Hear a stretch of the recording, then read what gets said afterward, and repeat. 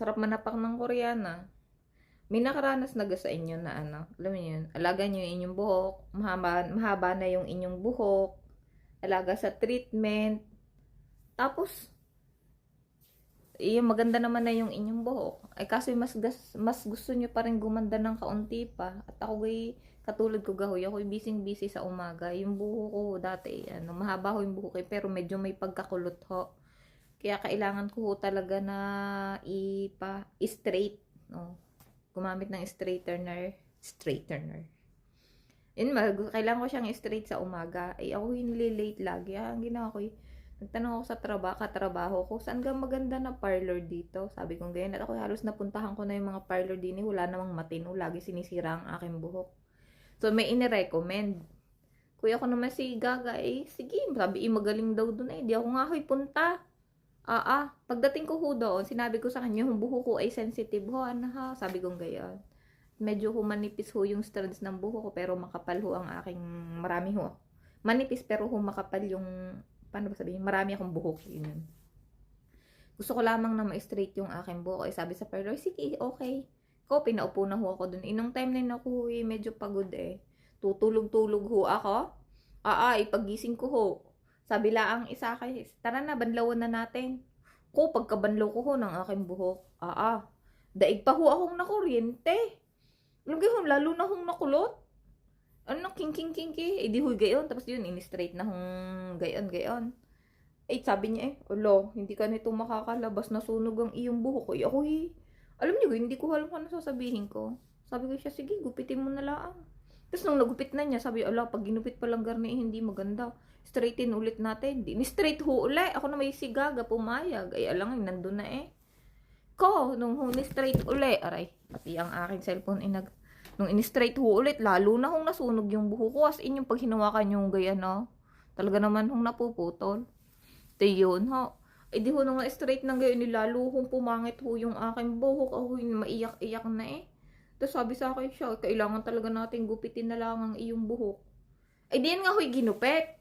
Tingnan nyo naman ang ginawa sa aking buhok. Yan hindi masyadong kita na sira na gayan. At yan pinakulayan ko na ng itim. Brown ang aking buhok Pinakulayan ko ng itim at para hindi kita na sunog.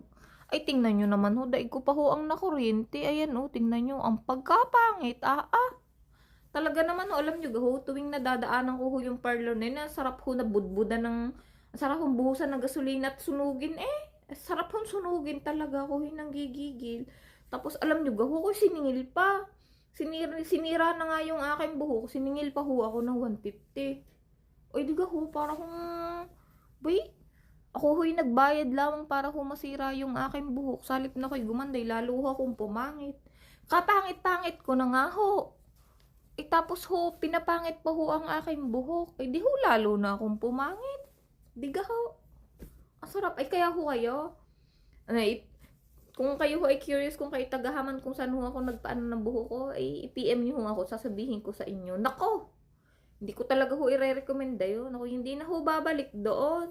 Kulang na nga sunugin Alam niyo na natapos yung buhok ko na para akong tanga doon. Ako maiyak-iyak na. Sarap sabunutan na gaan yung Yun yung parlorista. Ano bang tawag doon? Yung hair designer. Ang sarap talaga sabunutan. Ang haba pa naman ng buhok niya. Yung lamang ako naiiyamot. Kaya tamad na tamad manalamin. Ayoko nakikita yung aking pagmumukha sa salamin. Nagian ang aking buhok.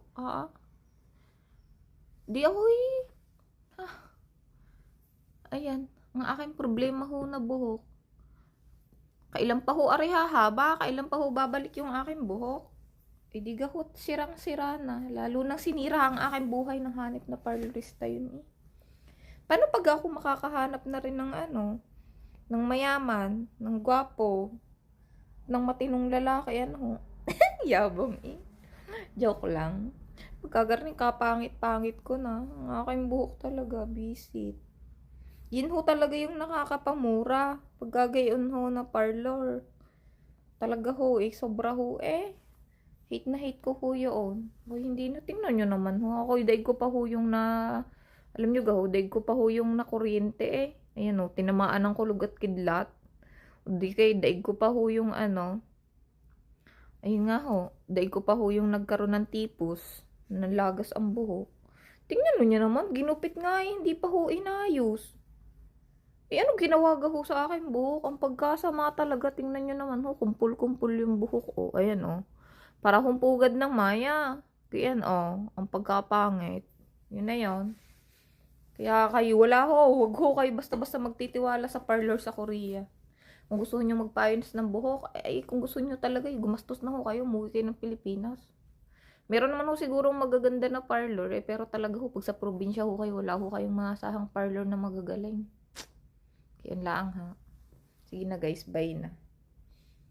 Hanip na buhok ka rin, naiiyamot ako eh.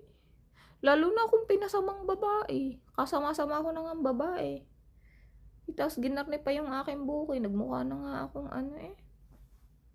Yun na nga. Sige na guys, bye-bye.